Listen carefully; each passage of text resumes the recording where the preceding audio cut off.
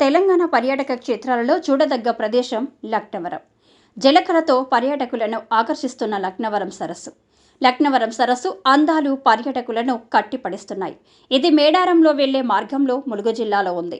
ఈ సరస్సు వరంగల్ నగరం నుండి సుమారుగా 70 కిలోమీటర్ల దూరంలో ఉంటుంది.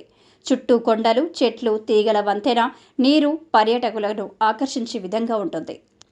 1312వ సంవత్సరంలో ఓరుగల్లు రాజధానిని పరిపాలించిన కాకతీయ రాజు ప్రతాపరుద్రుడు లక్నవరం సరస్సును నిర్మించినట్లు చరిత్ర చెబుతుంది. కళలకు అత్యంత ప్రాధాన్యమిచ్చే కాకతీయ రాజులు ఆనాటి రైతుల పట్ల ప్రత్యేక శ్రద్ధ కనబరిచే వారని ఈ సరస్సు నిదర్శనంగా నిలుస్తుంది. చుట్టూ గుట్టల నడుమ ఉండే ఈ సరస్సు ద్వీపాన్ని తలపిస్తుంది.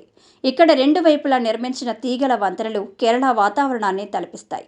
ఎంతటి దూరం నుంచి వచ్చినా ఇక్కడి వాతావరణం ఇట్టే మాయం చేస్తుంది.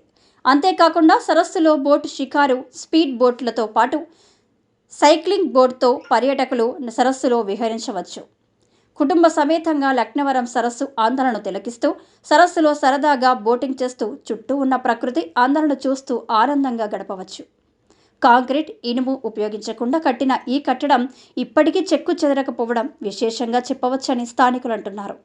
వారాంతంలో లక్నవరం సరస్సు అందాలను చూడడానికి ఉమ్మడి వరంగల్ జిల్లా, హైదరాబాద్ నుండి పర్యాటకులు అధిక సంఖ్యలో వెళ్తుంటారు. ఇక్కడికి వెళ్లేందుకు పలు టూరిజం ప్యాకేజీలు కూడా అందుబాటులో ఉన్నాయి.